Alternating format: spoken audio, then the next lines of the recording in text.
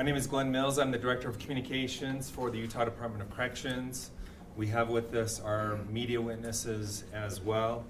They are Jim Spiewak with KUTV, Sarah Murphy, ABC4, Ben Winslow, Fox 13, Jessica Miller with the Salt Lake Tribune, Kyle Dunphy with Utah News Dispatch, Hannah Schoenbaum with the Associated Press, and Pat Reevy with KSL.com.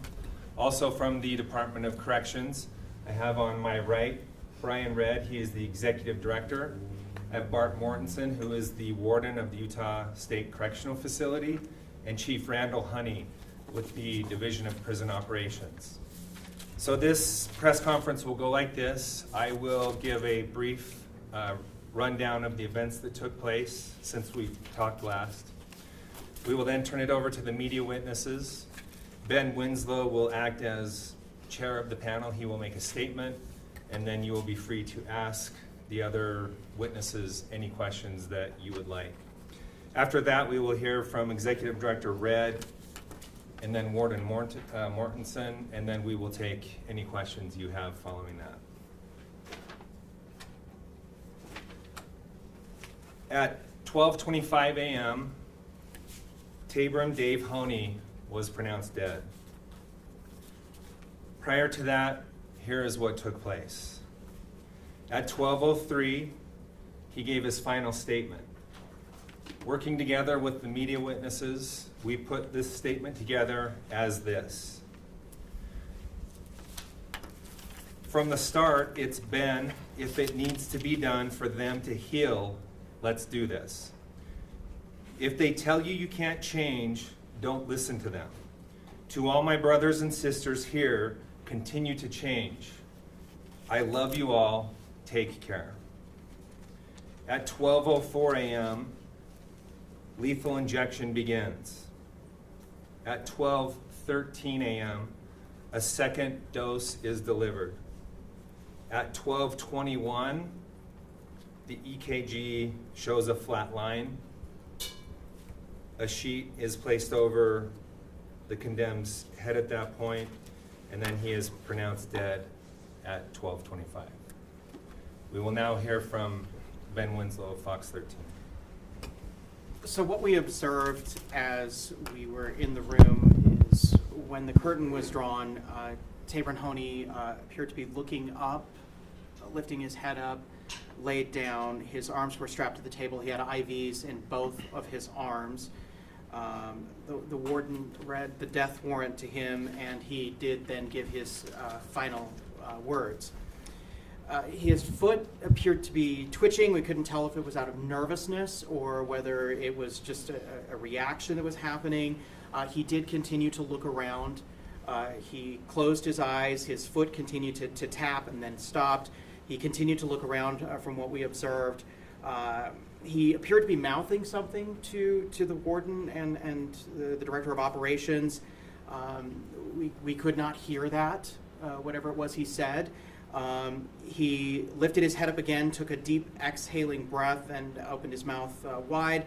His breathing appeared to be a little rapid, but it then slowed down very quickly.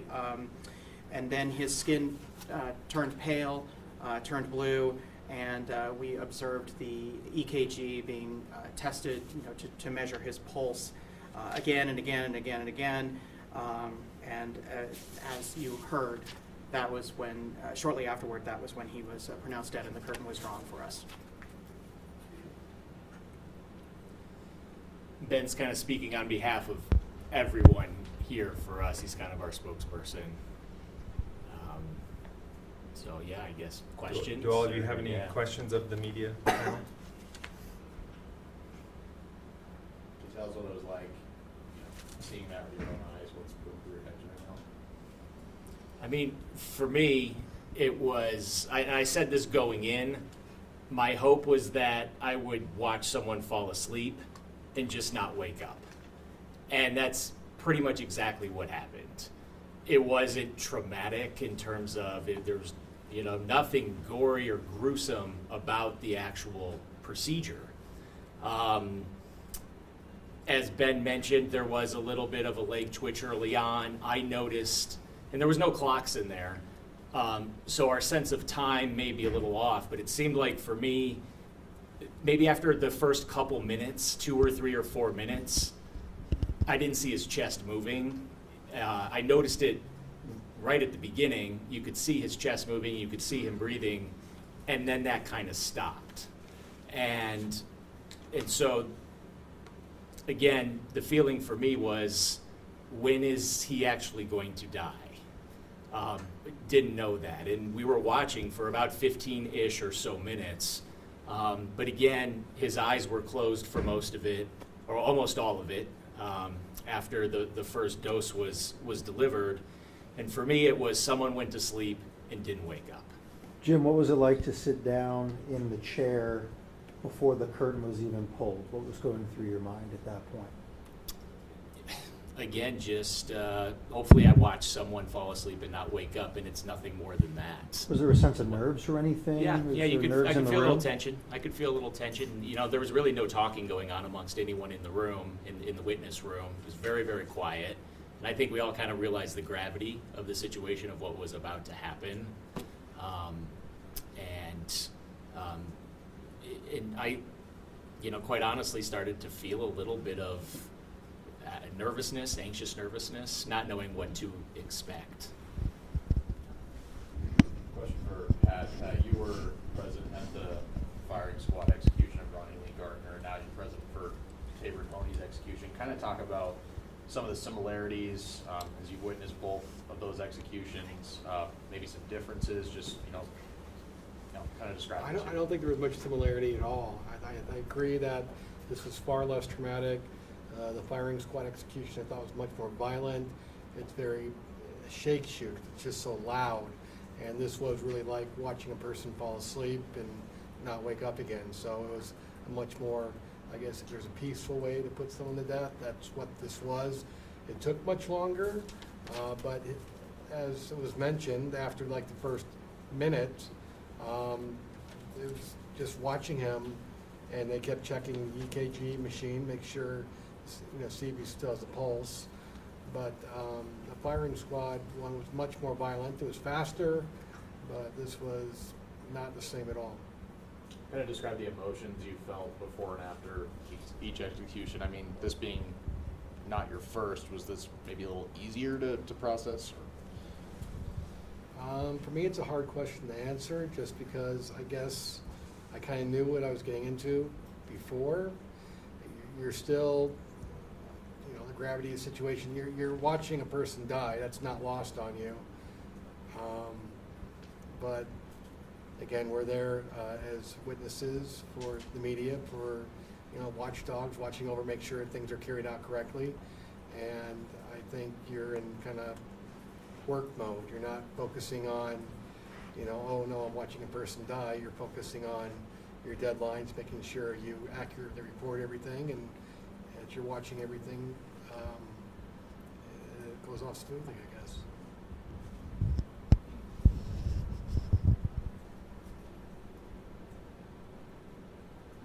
What were the people carrying out the execution wearing? Did they have ski masks on to hide identity? Couldn't see him. Okay. Yeah, the IV lines went through the wall. We couldn't see. Yeah. Just as it's extremely quiet and still in this room when no one's talking, is that what it sounded like for you? Was it just as quiet? Yeah, that's one of the first things I noticed. And speaking with Ben previously, he mentioned that about the last execution he witnessed is we got in the witness room and none of us spoke until after it was over. I want to echo what Jim said about timing. You really have no sense of time in there. It could have been minutes, it could have been much longer. When we found out it was about 17 minutes, I thought it was longer. We sat in the witness room just in silence for a while until they opened the curtains, and we saw Mr. Honie strapped on the gurney. And I want to mention one thing we discussed is it appeared he had a fairly calm and collected demeanor as he was laying there. But yeah, it was fairly quiet throughout until after it was over. What was the first word said after the silence in the room? Was it a reactionary? I think it's mostly comparing notes. Sure. Yeah, we compared our notes for his last words. The final words. Okay. Ensuring accuracy. And we heard the words they said. What would you say about the tone or how he delivered it? What was, I would say that it was calm and just Very, very, very clear. Very It was- clear. It was easy to understand him. And Were you all aware the timing of the second dose? When did you notice? that was the first we heard of it right now. we could not, just from our vantage point and observations and being unable to know exactly the nature of the operations that were going on, we could not know when that would be administered.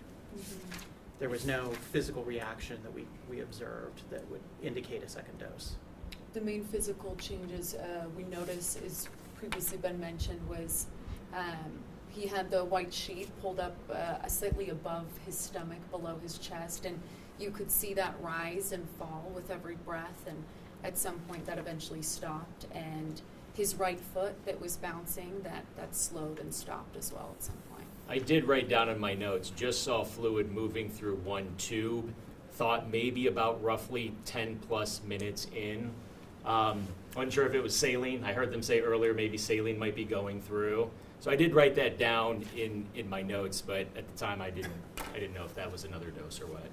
But there was no movement from him when that second dose, or if that was the second dose when it went through, there was no movement. No movement at all.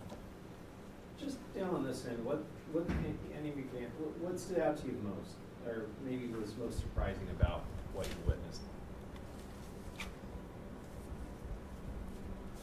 I mean, the whole experience was sort of surreal. I mean, just watching it, I guess it's, I guess I kind of expected something more dramatic to happen. And I think that's sort of the absence of that was what stuck out to me. It was a pretty intense situation, but I'd say just sort of overall just somewhat bizarre and seemed like it went pretty seamless. It seemed seamless, but it seemed like, again, we lost track of time. It really seemed like a long time. I also saw the previous lethal injection execution, and I didn't remember it taking that long. And that's not to say one way is better than the other. It's just that it really seemed like it took a very long time for this to happen.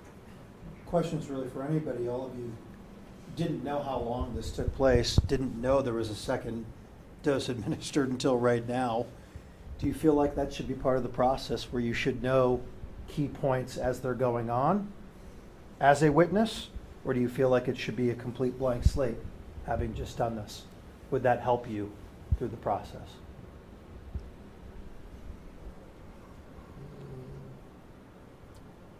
I think Would you like to have the comms in your ear that says pushing a dose, for example, pushing a second dose? I think the one thing that we all discussed that would have been really helpful is having a clock in our visibility, but otherwise everything was pretty well communicated, and having Glenn in the room with us to answer immediate questions certainly made the process go smoothly for all of us. And I think just knowing that we all were there and able to compare what we saw with each other was helpful. Just a show of hands, how many have witnessed more than one execution in Utah? 2. And then for all of you, would any of you be willing to do this again?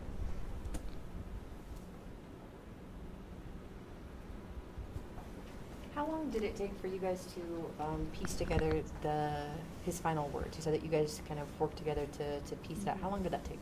Well, we were all taking notes, individual notes about what was said, and so it was just more comparing what we heard to ensure that it was accurate. So, As far as a time, less than 5 minutes. yeah, just Did you find that tedious? I mean, only to give some context to my question, it seems like a person's last words is something that you want to make sure that you get right. That's one of the things that we very much do. It seems, would it have been helpful to kind of go off of your question, to have that recorded to ensure the accuracy so that you guys aren't scribbling down to take notes, trying to verify it afterwards, or did the process seem to be just fine?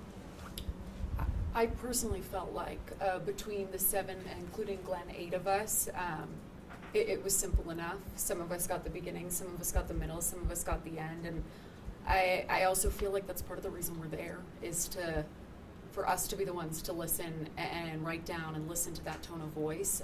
So I felt like between the 7 of us, it was fairly simple. I mean, would I like a recording to ensure accuracy? Absolutely, but I work with what I have, and this is the circumstances we're placed under, and so we do the best that we can. And he spoke fast. Mm-hmm. He spoke very fast. So we were all jotting down quickly.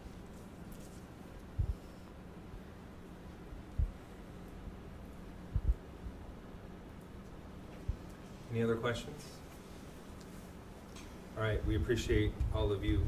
Anybody has questions of the? Yeah, we'll have a few statements, and then we will turn it over to questions. Thank you. Thank you. Should we sit here or out there? I would probably go ahead and go out. Thank you.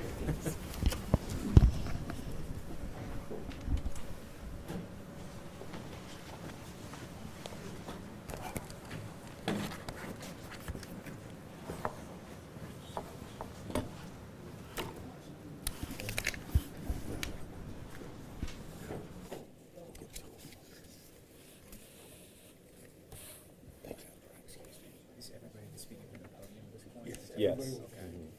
Okay, very good. Let's go ahead and cancel those if this shows up.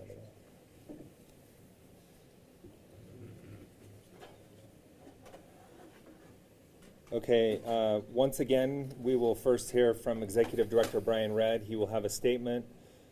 Following Executive Director Redd, we will hear from Warden Bart Mortensen.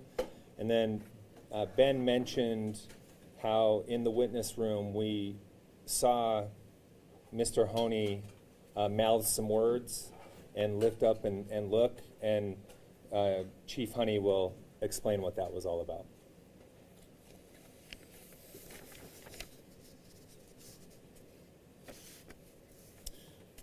So today our department fulfilled one of the most consequential responsibilities given to the Department of Corrections. No one involved today, takes joy in carrying out this responsibility, but we recognize it as one of our statutory duties, and we take it seriously.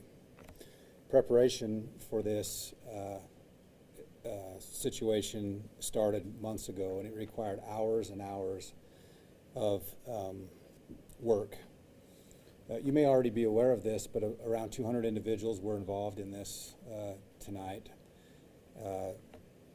Just in this situation, that doesn't include all of the additional staff that were required to keep the normal prison operations maintained. We want to thank our partners, our allied agencies, including the Department of Public Safety and the Salt Lake City Police Department for their help, and there were others. We thank them for their support. Our team worked through this process and the complexities in a very conscientious and dedicated manner. This is a significant event, and I watched our staff fulfill these responsibilities in a respectful, professional, and dignified manner, and I thank them for that. They did an amazing job. We are providing support to our staff, including mental health support or whatever they need for those that were involved, or any of our staff members that may need it. We want to thank all of you for being here and covering this today, and appreciate all that you've done in bringing the transparency and accountability for this event. Thank you.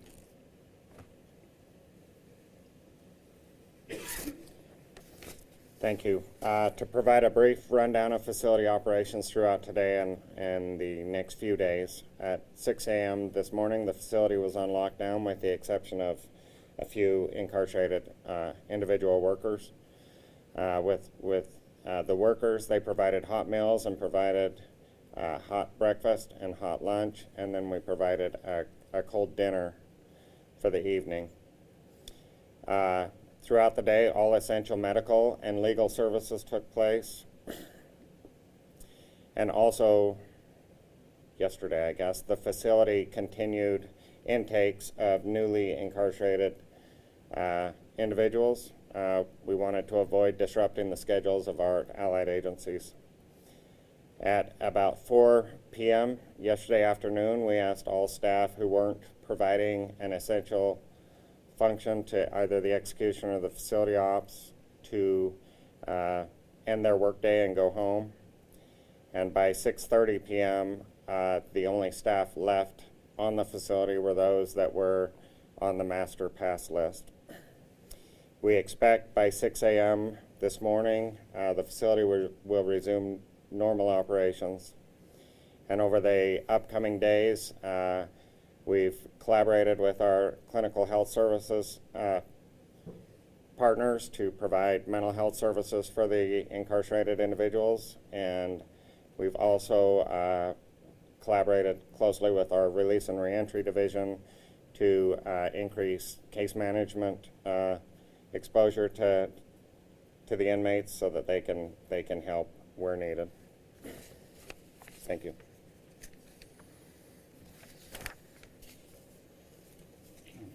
I'll speak to Mr. Winslow's question about Mr. Honie mouthing something. So he was actually speaking to the warden and myself, and he simply stated, "Thank you for taking care of my family."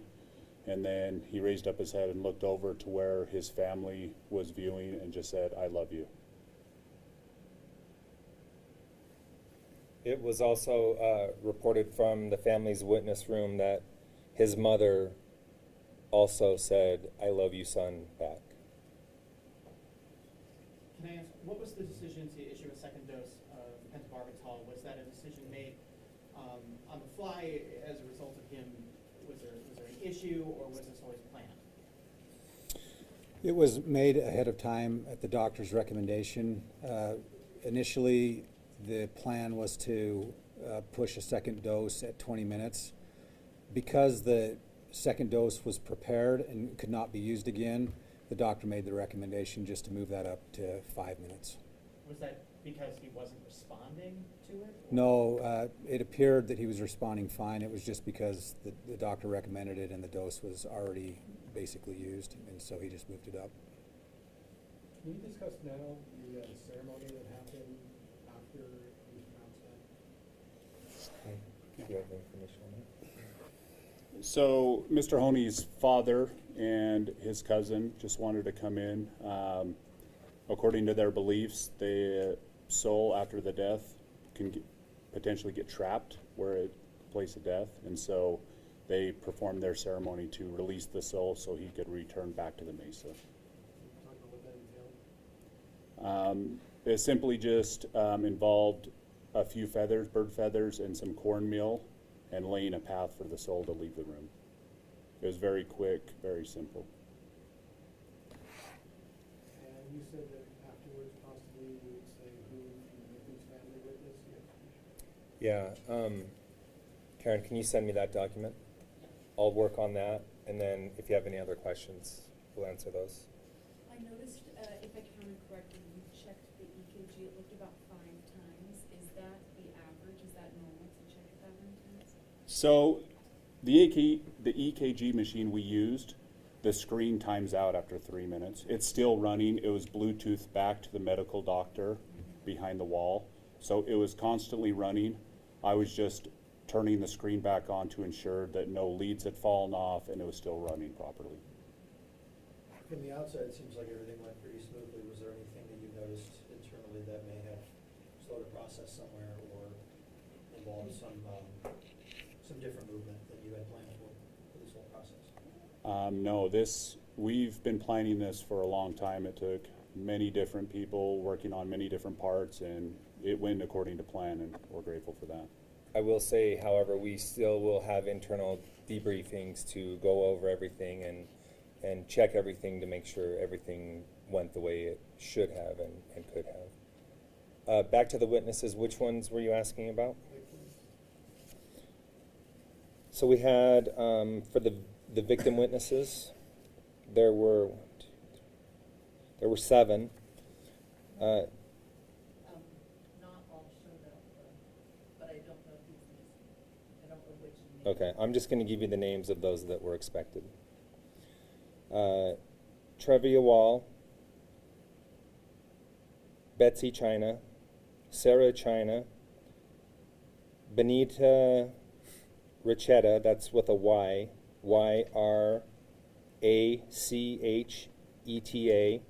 Isaac Racheta, Dakota Rogers, and Tony Rogers. Any other witnesses you're interested in? Sure. So for the condemned, we had Franklin Honie Sr. How do you pronounce the mom's name, Becky? Teresita Honie, Sherwin Leslie, Teresa Honie, and then Therese Day. We know the media witnesses. For government, we had Senator Darren Owens, Senator Mike Kennedy, House Speaker Mike Schultz, Scott Burns, Iron County District Attorney, Chad Dotson, Iron County Attorney, Sheriff Ken Carpenter, Iron County, Chief Darren Adams, Cedar City Police, Justin Anderson, who is the Utah Attorney General representative for our office, and John Pierpont, the Governor's Chief of Staff, and Representative Casey Snyder. Can I make one correction? Scott Burns is the Paiute County Attorney, but was the original prosecutor on the case. Thank you. Any other questions? I have a question. Is it possible that the witnesses for the condemned and for the victim cross paths, or do you guys conduct all the procedures to ensure that they are separate? Yes, we took procedures and plans so they would never cross paths. They were temporarily placed in a holding area and then driven to the chamber separately, and then they never cross paths. Can you say, because there was discussion in the media room, his foot, his right foot kept Yes. in the air. To you, was that just nervousness, or did he have music going on in his head? Or? No, to me it was nerves. He was nervous going in there. I mean, rightfully so, and to me it appeared to be nerves the whole time. Can you talk a little bit about the process of the search of the lines? Was there any trouble finding a vein? Approximately how long did that take? Was something in that process? It went very smoothly. One poke in each arm, they were able to find a vein right away. He actually said it was painless for him, and IV team did a great job. And he was compliant, getting onto the table and everything like that? 100% compliant, no issues. His legs actually strapped? Yes, sir. His legs were strapped at the ankles and right below the knees, and then on the thighs as well. Could you speak on his morale? The last we heard from you at 10:30 between then and the time he was on the gurney, his final energy, what was he like? He was very calm. It appeared, I don't know if you would say ready, but he appeared to have accepted it. He was just more or less, having thoughts to himself and just kind of gathering all that. He was quiet, didn't talk a lot, but. And did he listen to music that entire time up until you took him? Yes, ma'am. Did he walk into there on his own power? Yes, sir. Yes, he walked in on his own power and was able to get up on the table on his own and was, again, compliant. Did he say anything prior to the final prepared or statement that was actually shared with us? He asked which room his family was in. He asked that he wanted to know so he could, I assume, say, "I love you." And then he also asked if he could have his glasses on so he could visually see. And so we granted that request to have his glasses on so he could do that. Since historically there have been issues during the part of the process where the IV is being inserted, should Department of Corrections look into amending the policy to where that is transparent for witnesses as well? Because that happened in my, it's my understanding that happened out of the view of witnesses. And in reading up on botched executions, we know that sometimes there are issues with that process. And so I'm curious as to why that happened before witnesses were able to view. Part of the reason, and we could always explore something in the future, but part of the reason is just so that the witnesses, particularly maybe his family, doesn't have to see all of that activity occurring and causing that type of traumatic experience. And I'll just say in addition to that, we are bound by law to protect the identity of the IV team. So that's an important part of that as well. The media witnesses were asked how we felt watching a person die. Obviously, it's part of our job to be a witness. Would you be willing to share how you feel after this event? I know you mentioned that this is a heavy event. It is part of your duty, part of your job. Would any of you be willing to share how you're feeling right now?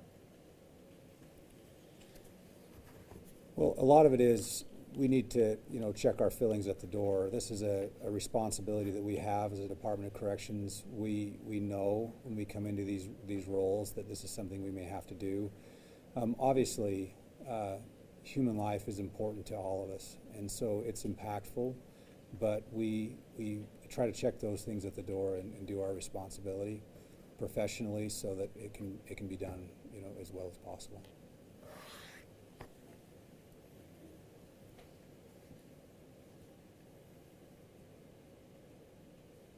Any other questions? What important things should we know, like what happens from here? I know Mr. Honie's body's with a medical examiner, I assume. Just kind of talk about, is there anything else we should know what happens next? So as far as that's concerned, I would have to refer you to the ME if you want information on that. I can make one comment. Okay. In the next day or so, we will be doing a debrief as a department. While this went off very smoothly, there's always things that we can learn and try to improve on, I'm sure. So we'll be doing that as a department. We'll be checking on our team members who were involved or anyone in our staff to make sure that they're good, that they have the support that they need. We will also have to report back to the court as it's required to do so, and so we'll be reporting back to the court as well. So those are a few more things that we'll be doing. Glenn, you mentioned that clearly there's been a lot of research into using the Taberon. Compared to your research, did everything go as planned as far as time-wise? Was this the length you were expecting things to take? Yes, it is.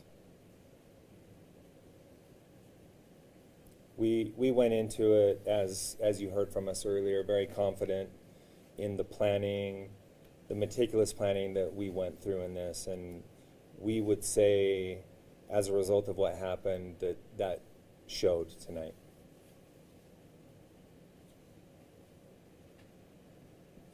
All right, we really appreciate all of you for being here. Thank you. Thank you. Always free to contact me with anything you want to follow up on.